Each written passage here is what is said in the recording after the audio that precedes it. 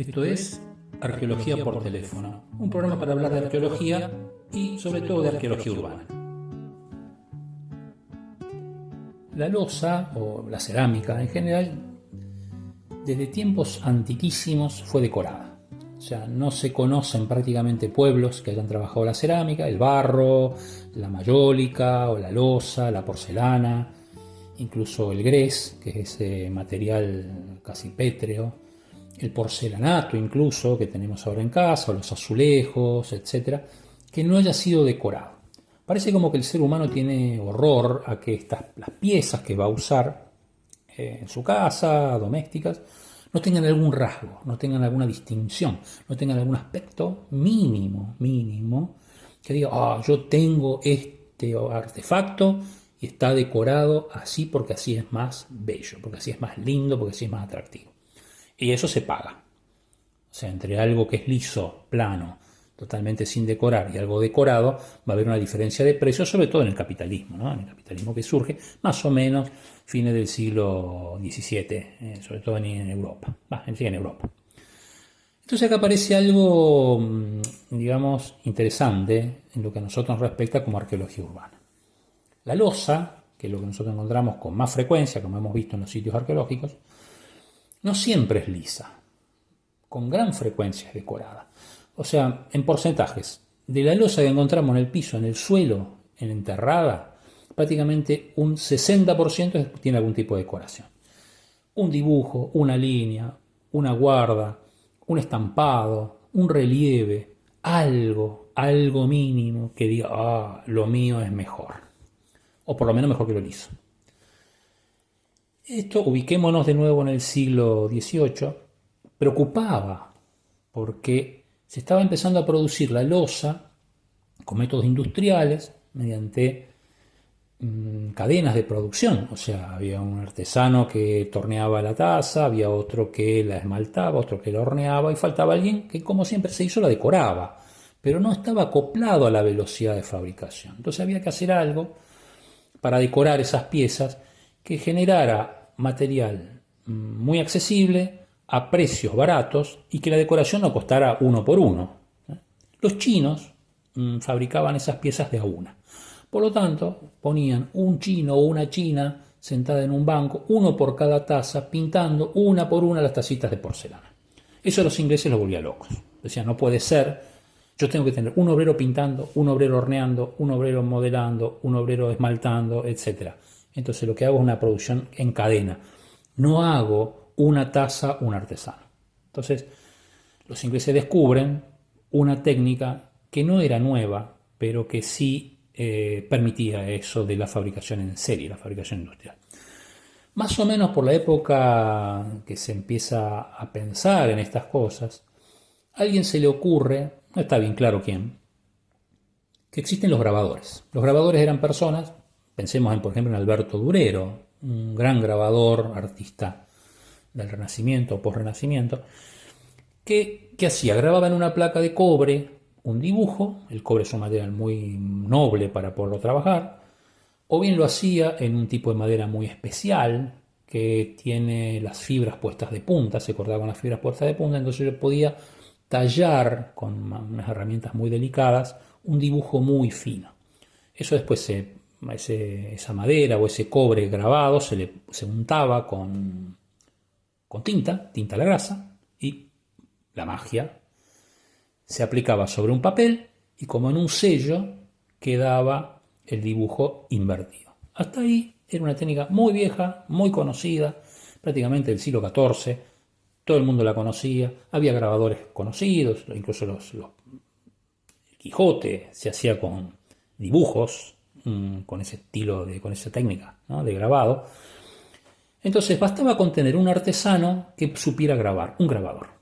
Entonces la cuestión era cómo pasar ese grabado ahora a loza que se quería producir a gran velocidad y en grandes cantidades. Bueno, ahí tenemos un problema, porque una placa de cobre o un trozo de madera tallado no lo puedo adaptar a una taza o a un plato. No es flexible ni la taza, ni es flexible la madera o el cobre. Por lo menos de esa manera.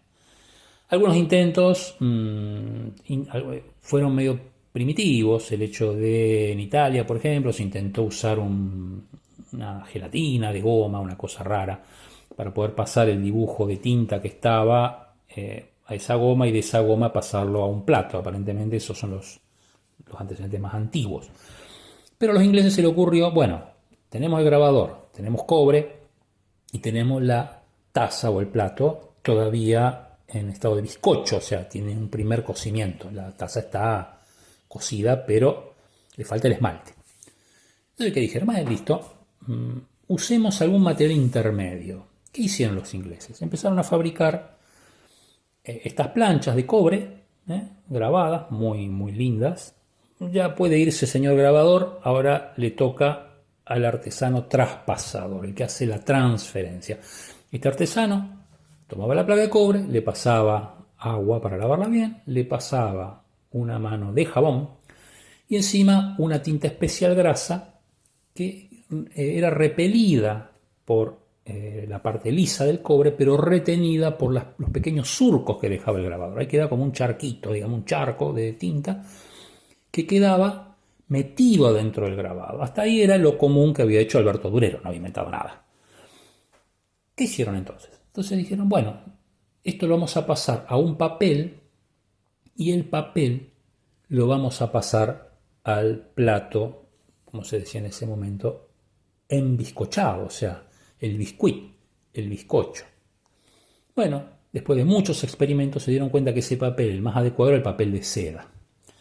Entonces, había otro problema, el papel de seda era muy caro, muy costoso. Entonces, fabricándolo en grandes cantidades se abarataba. Pero sobre todo empezaron a ver que ese papel de seda debía ser recortado, y cuanto más recortado mejor, para que se adaptara mejor. Entonces empezaron a hacer decoraciones en círculos para los platos y otros pequeños círculos que estaban adentro de ese plato. Tenía otro dibujo central, entonces yo podía intercambiar todo el borde del círculo para las guardas y todos los centros para los centros de los platos. Entonces yo podía hacer 2 o 3 guardas distintas con 2 o 3 centros distintos y ya tenía por lo menos 4 o 5 variedades de platos con decoraciones diferentes. Esta genialidad tuvo gran repercusión en la industria inglesa de la loza. Empezaron a generar variedades, empezaron a mover, digamos, industrias impresionantes y se generó un pueblo, una ciudad que se llama Staffordshire, que estaba casi íntegramente dedicada a la producción de loza, casi íntegramente. Unos hornos enormes que parecen botellas, todavía están, pero no funcionan, pero todavía están, que parecen botellas de champán, gigantescos. Eso era un paisaje urbano que se extendía en el horizonte. Todo esto hacía que esas losas decoradas por transferencia constantemente salieran de esas fábricas, de esos talleres. Entonces empieza a producirse esa revolución en la vajilla, no solamente por el estilo de la decoración, sumamente delicada. Imaginemos, volvamos al Quijote con esos grabados hechos muy finamente, ahora en un plato. La gente los empezó a coleccionar. Los ingleses e inglesas empezaron a poner esos platos en estantes para que sus amigos y visitantes los vieran.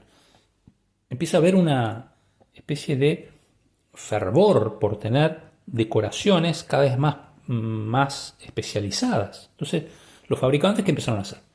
Y digo fabricantes porque eran todos hombres, no una cuestión de género, eran hombres. Entonces, empiezan a fabricar temas de la loza, temas de casa, temas exóticos. Incluso los ingleses han usado paisajes que eran de la India, de Italia, de España, incluso de Argentina, de México. Entonces ese furor por la loza también era un furor por la demostración, por mostrar quiénes somos en esta familia de Londres o de Bristol. Eso fue tan importante que también llegó a Argentina, o sea, y a otras ciudades latinoamericanas. Las losas decoradas por transferencia son tan frecuentes que de ese porcentaje que teníamos antes ocupan el mayor porcentaje. O sea que es una loza muy presente, como es muy presente esto de figurar, de aparentar, de mostrar quién somos, que somos gente culta porque tenemos algo que evidencia un paisaje griego, o una cacería en la India, que somos cultos, que somos conocedores, a pesar de que nunca hayamos ido a Grecia.